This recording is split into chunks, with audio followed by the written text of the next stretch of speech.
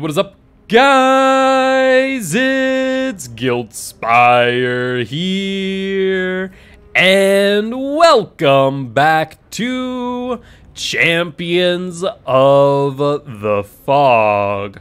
Joined with me today is JuniKoh. How you doing, JuniKoh?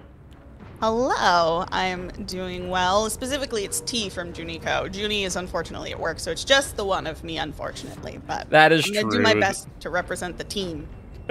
Well, I'm sure you will do just fine. But with that being said, we are here today with Luxury versus Dawn. Dawn killing first for these teams, and we'll be on the Wrecker's Yard, where we have seen quite a lot of Huntress. So I would be willing to bet we'll see some more. What are your thoughts on Huntress on the Wrecker's Yard? That makes a lot of sense. I think Wrecker's Yard can be a real good map for Huntress, so I suppose I wouldn't be surprised either. I do love, though, that with these qualifiers, we don't really know until we get in there, so I'm very excited about this. It is always a bit of a surprise, to say the least, and always a good one. We do have, you know, a small selections of killers that these teams can pick from. In this case, I believe it's Huntress, Cenobite, and the Deathslinger. Previously, in a lot of our rounds, we saw Huntress with like a 100% pick rate until we saw some Deathslingers yesterday, one Cenobite, but other than that, it's been nothing but the Huntress herself. I'm very excited about that. I and Kylie have been working on our Huntress game, and I would love to see some good Huntress gameplay. Well, you are in luck, as we do see the Huntress herself, and she is out on the prowl for some survivors. You called that perfectly. Yep, and I'm not sure if the Huntress saw it, but I definitely did. There are some scratch marks on the left here, and Huntress is going to be taking a look around, but I think they have already missed that survivor, as there are also some crows, and surprisingly enough, Ace is still here, and Huntress will get a hit on Tig here, and looks like they're aiming for the down, and they do get it around the rock. You know, that's one of those things with when you're playing Huntress, when you're going against Huntress, I feel like hitboxes can be real weird, and you have to know exactly how they work if you want to be a real good Huntress, and that shot was beautiful. Oh yeah, it was on point. For those who don't understand how those shots hit, basically your hitbox as a survivor actually lags behind you when you run, and Huntress can make a lot of value from that, to say the least, as we saw there on the Ace, just by aiming behind the survivors instead of at the survivors. And you'll 9 times out of 10 either get a hit by getting that hitbox jump behind them, or when they double back to try and avoid the hit itself. I know that when I've played Survivor against Huntress, I've had more than a few excuse me moments of how did that hit me? But playing Huntress more, it makes a lot more sense once you've actually played her a little bit. Yeah, that's the biggest thing. Like, once you understand how the game works in that regard, it really does change your perspective, to say the least. But Corrupt Intervention is about over. However, this Ace is about to move to second stage, and that will be the first survivor on Death Hook of this match, and Sir Pickle in a very advantageous spot right now. And I'm looking around the map, and it looks like there's a couple of potential 3-gen options. There's certainly the 3 at the back here, and then there's this one in the middle by Shaq. I feel like this gen spawn is very advantageous for our killer. Oh, abso-freaking-lutely. And I don't know if you noticed there, on a couple different things for our viewers at home, we saw Brutal Strength activate with that increased kick speed, in addition to Rancor popping off. So, as much as Sir Pickle's probably happy with this find here and the Ace still on hook, I imagine that they probably would have wanted to find another survivor to be the obsession and potentially kill them off. Though, maybe there's also a different thought here of pick up every survivor and tell them off in case there's a decisive. That might be the thought process. That is true, and I'm very interested by both today and yesterday. We saw Rancor in a number of matches. I feel like we're seeing it a lot more now than we saw it during last season. So I'm interested to see how that's gonna play and how effective that ends up being. Yeah, we've definitely seen some interesting stuff here with Rancor No Way Out specifically, as Noed No Way Out has since been banned as a combination. So teams deciding to go with Rancor instead, and it's definitely provided some value. We've even seen Rancor Noed, which really confuses me, but I think the Rancor No Way Out definitely makes a bit of sense, as long as you're not finding the obsession right off the bat, which unfortunately Sir Pickle did do. Yeah, Rue and Junie and I had a conversation about this yesterday about Rancor No Way Out versus Rancor Noed and which makes more sense. And we kind of agreed that we thought Rancor No Way Out made more sense than Rancor Noed, but that, I mean, I suppose there could be reasons you would run both of those. Yeah, I can definitely see, and oh, that hook is facing the right direction, but unfortunately not getting the throw over the tires. But otherwise, Sir Pickle here has been on point with these hatches, to say the least. Really just hitting these back to back to back, and these survivors definitely in a world of hurt. And unfortunately, just barely missing that survivor there. And find another one actually out here in the LT wall. Looks like Sir Pickle will drop chase. It's interesting that that Nia just kind of held W, or no, it was the Zarina just held W and kept running and wasn't trying to bob and weave or juke or anything. And I think that that was clearly a viable strategy.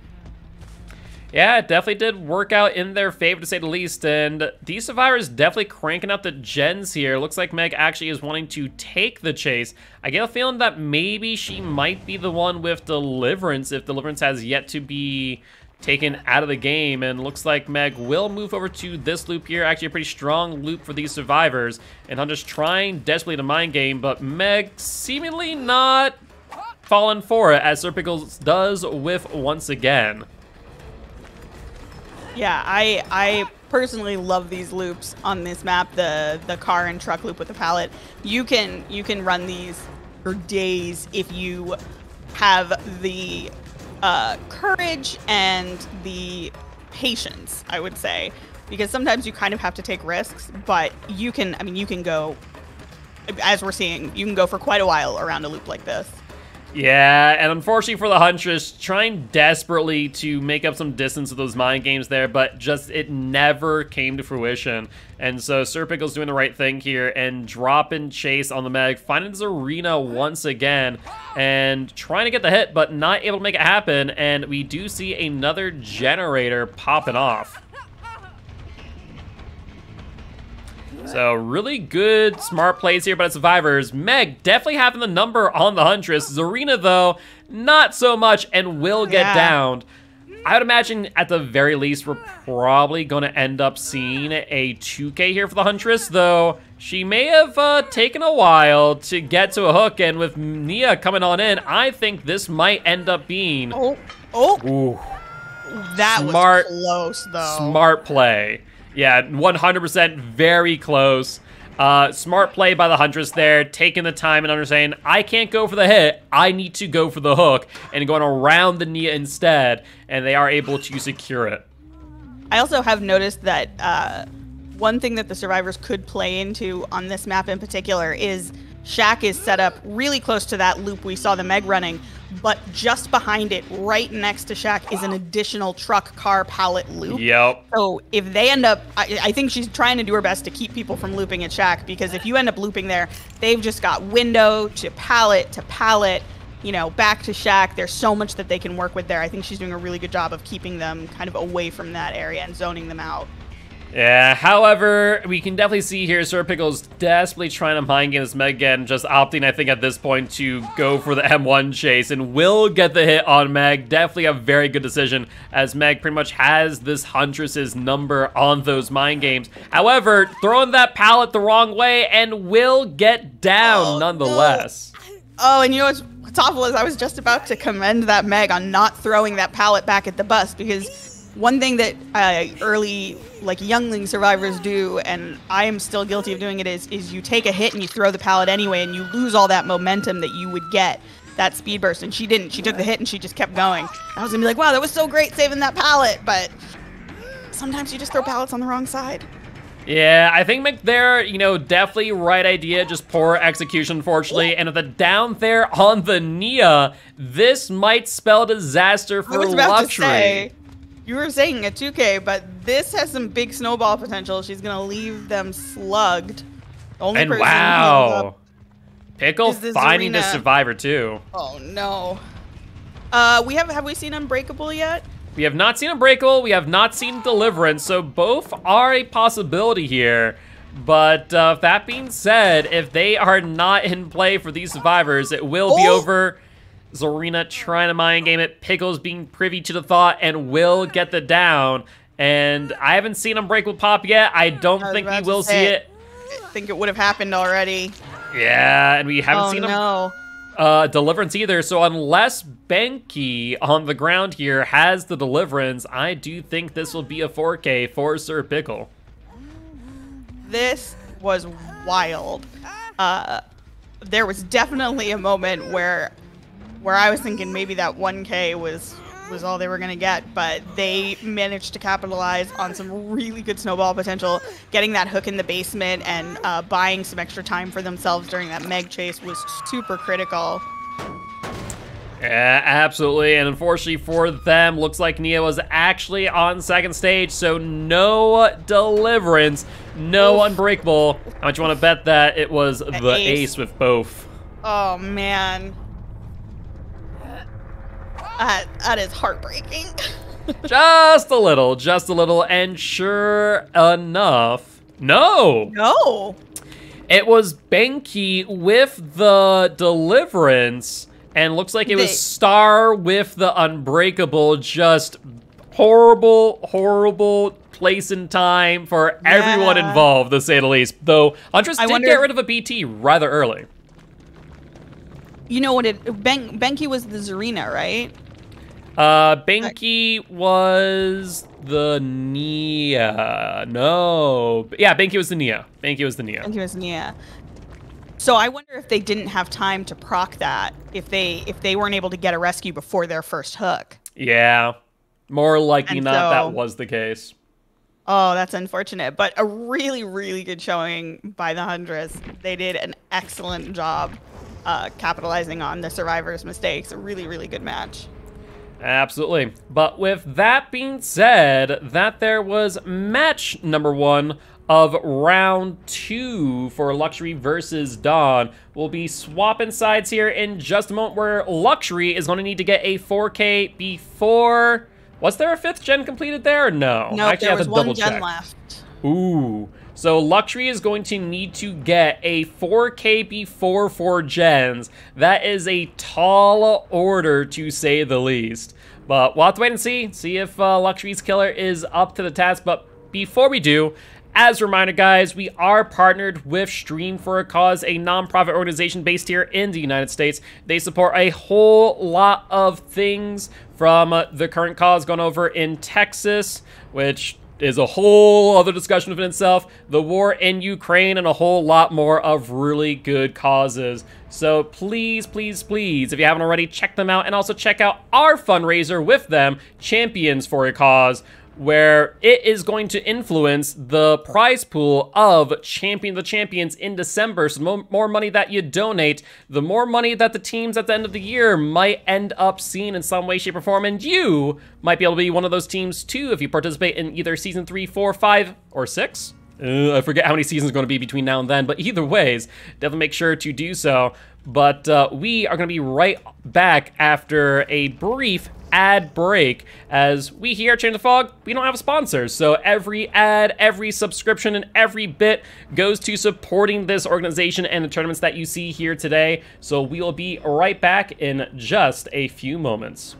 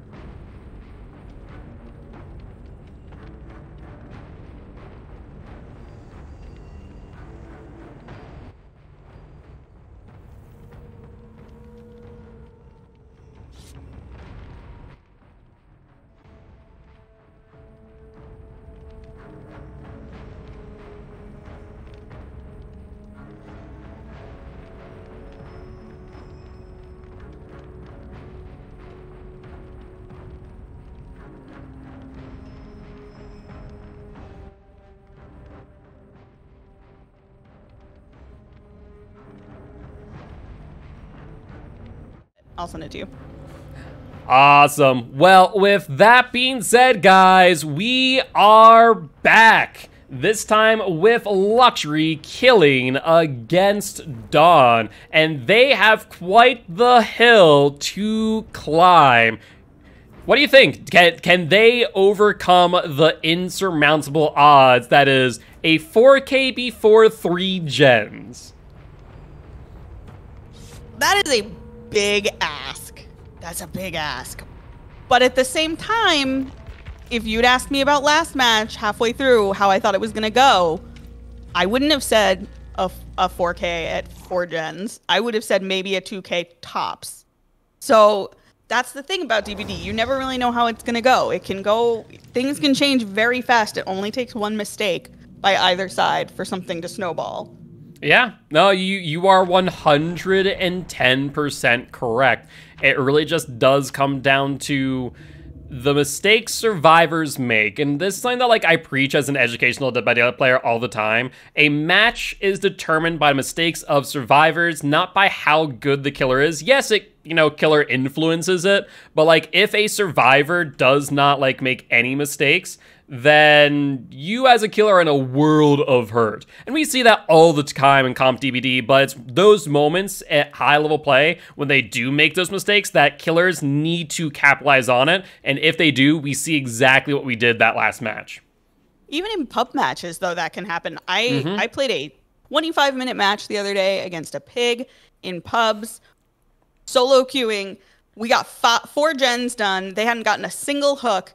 The game ended with a 4K, 3 of us slugged, and only 1 hook. Like, it's a game of mistakes. All it takes is 1. Indeed. But we once again see another Huntress. Like I said, she has a very high pick rate on this map. And as we're looking around here, we do see that Corrupt Invention. However, I want to point out some other things that we do see. We see some totems, which I would imagine is probably a ruin at the very least, as we've already seen 1 totem as of right now looking around. And Hunter's taking a swing and a miss, and we do see a second totem, so probably a rune undying to try and slow down the match in some way, shape, or form. Surprised to see Huntress with this build specifically, though I can kind of understand as they're trying to just slow down the game as much as possible. I'll tell you, though, I wonder if both of those totems haven't been spotted, because the ace definitely ran by one, and it looks like Meg just ran by the other. And one of them is gone, so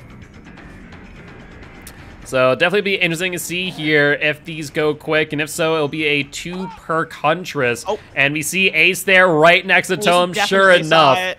Yeah, sure enough that those are going to go quick. You know, that's the risk you take with bringing in Hex perks, and sometimes the risk is definitely worth the reward, but sometimes I see people go into matches with 4 Hex perks, and I'm like, that is brave, man, because if those go, could be in big trouble. Yeah, indeed, and Meg trying to pull off a sneaky play there, not able to make it happen. We see the flashlight evasion too, and Huntress will get their first hook here. So they're starting off strong here. Only 5 gens left, so no gens completed. And they saw the ace and will be going for the chase. If they're able to make this a quick down, I think this Huntress could actually take control of the match quite early. I agree. Also, side note, we noticed that this Huntress is running the same add-ons as the previous Huntress, which is going to be that infantry belt and the handkerchief. The babushka. The babushka. Yeah, allows you to ready up that much faster, though surprised not to see more often the babushka and Okaft, as we have named it the machine gun Huntress, as you're able to pretty much just throw out hatchets back to back to back in a rapid succession. I feel definitely maybe shows how confident the teams are in their Huntress play, trying to get the down there on the Meg, trying to get her out of the game, and will get the back-to-back hits. That was a beautiful lob over the front of that truck. Holy moly. Yeah, no, really good attempt there. And I think, realistically speaking, if Meg would have ducked, I think she would have been able to dodge it. But unfortunately, probably thinking the same thing I did, which is, she's not going to get that. And then goes, oh, she got it. Man, you know, we've been seeing just some crazy accurate Huntress hits today so far. Oh, if she can get this Claude down without getting too far from the Meg, this is going to be big trouble. However, we see 2 gens were completed, so definitely a bit of a awkward spot here for the Huntress. These survivors only need 2 more generators, and it is at that point a tie game. 1 more after that, and that is the win. And we see these survivors knowing that full well as Nia sitting there on the generator next to the Huntress. No fear at all. Sprint burst gamer, it looks like. And looks like they are going for that unhook. Do get it on the Meg, and Nia will take the down. I imagine, though, the Huntress will go for the Meg and go for the kill. Ooh. Oh, that must have been just at the end of BT. Yeah, that had to have been a close one. I was thinking, like, no, if she gets that hit, will that be a down? And it was a hit, but unfortunately, BT does proc. And we do see another generator completed. And a deliverance from the Nia. I imagine with how bold that was, probably a DS2. Probably. I hope so, unless it's the fake out of the century. Which, I mean, you know, survivors are known for making some sneaky big brain plays. And, I mean, at the end of the day, it looks like Huntress is just going to choose not to take the bait. And we see Ace now trying to take attention away from the Huntress, and Huntress taking that bait as they are now away from the potential active generators. But now getting a scent of the Meg, and will be in chase of her, trying to get her out of the game. Unfortunately, I don't think this is going to be enough. They really need to pressure these gens right now. And though if they get the Meg down and out of the game, they'll lessen that pressure in some way, shape, or form. I just don't think it'll be enough for them to claim the win. I agree. I also wonder, would there be any merit in having pursued the Nia and getting that DS out of the game? Because now they have to think, you know, if they hook them again, they're, you know, and they've got DS, they're still going to have DS. Oh, although this Ace may have just made a big mistake. Nope, looks like that was strategic as the Meg had adrenaline and is able to get back up with that 5th gen. However, it does not matter as these survivors have claimed victory for Dawn. And that there will be the match, and looks like Dawn will be moving on to the next round, 2-0. Well, okay, so, sorry, I'm geeking out a little. This is really crazy, right? Because the Meg is down, the Ace has the flashlight, and I'm thinking, oh, this Ace is going to come for a beamer save. This is a terrible idea because she's not stupid. She knows that he's there.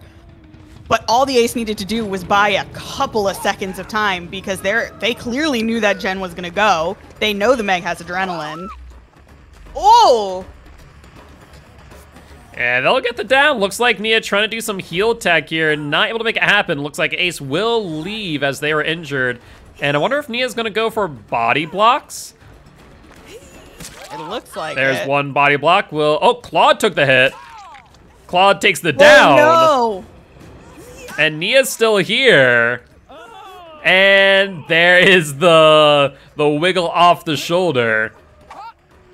So, not sure. I mean, at the end of the day, the survivors have already won. So I guess they're just trying to get... Oh, I see now. I understand now. Oh. The DS is real, to say the least. I like the respect of the Claude just staying. Yep, just going, yep, we won this, we know it, and we're just gonna have some fun. Oh, man. I now wonder if that down was strategic or not. I am curious, but it's like, we'll take the down. We'll take the down. I'm sure. Oh, looks man, like and now here, this is like when you're playing Kill and you're just like, get out of here, Nia. Just go. Yeah, that definitely is one of those moments, though. Always enjoyable to see a little bit of a 1v1 as Huntress desperately trying to get this Nia down. But unfortunately, it does not matter. Nia will get the stun, and I think she is on her way out now. Or not. She has decided to stay and play a round of dodge the hatchet. Because they do say if you can dodge a hatchet, you can dodge a ball, right? If you can dodge a hatchet, you can dodge a ball. That's right. And Nia just sitting there. Huntress could get the hit there through the wood. But looks like Nia is actually going to make their way over to Shaq. Maybe going for the hatch play.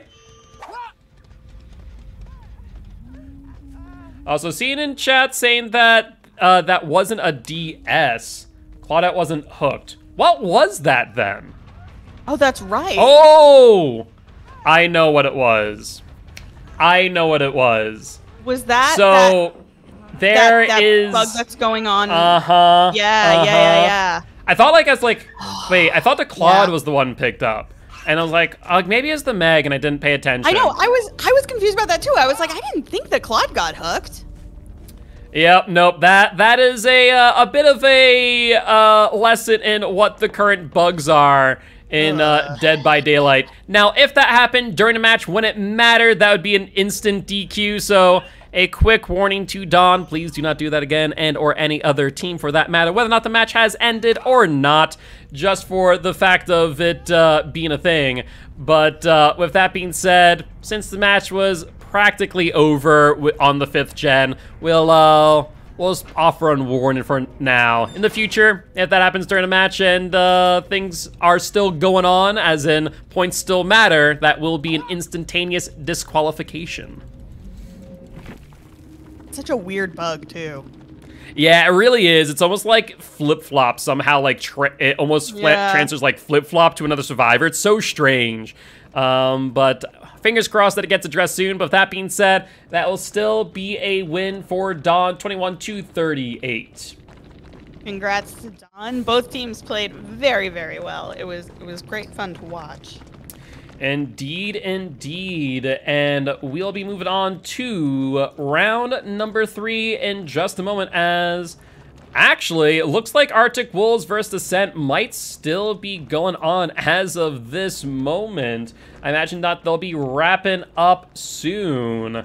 So we'll have to wait here for just a little while. But in the meantime, JuniKoh, if anyone want to go say hi to you next time you go live, just in case you're not here for round number 3, where would they find you? Be at twitch.tv/JuniKoh. We're sisters, we're variety streamers. We play mostly Dead by Daylight. We also play some other games as well, and we stream 5 days a week, Monday, Tuesday, Thursday, Friday, Saturday at 8 p.m. Eastern Standard Time. We would love to have you come by and say hi. We have a poodle cam, so you know, if nothing else, come see the dogs. They're real cute. They are very, very cute dogs. So make sure to do that. And also, honestly, in my opinion, one of the coolest setups I've seen in a long while, with a dual screen view on 2 different survivors. So definitely make sure to stop by for that. But on that note, as a reminder, guys, we are once again partnered with Stream for a Cause, a nonprofit organization here in the US. They support a whole litany of different causes, from the war in Ukraine and so much more. We have Champions for a Cause, which you can donate to right here, and every donation in some way, shape, or form will influence the prize pool of Champions of Champions in December. So definitely make sure to do that. $1 goes a whole long way. But with that being said, we'll be back in just a little bit after these ad breaks.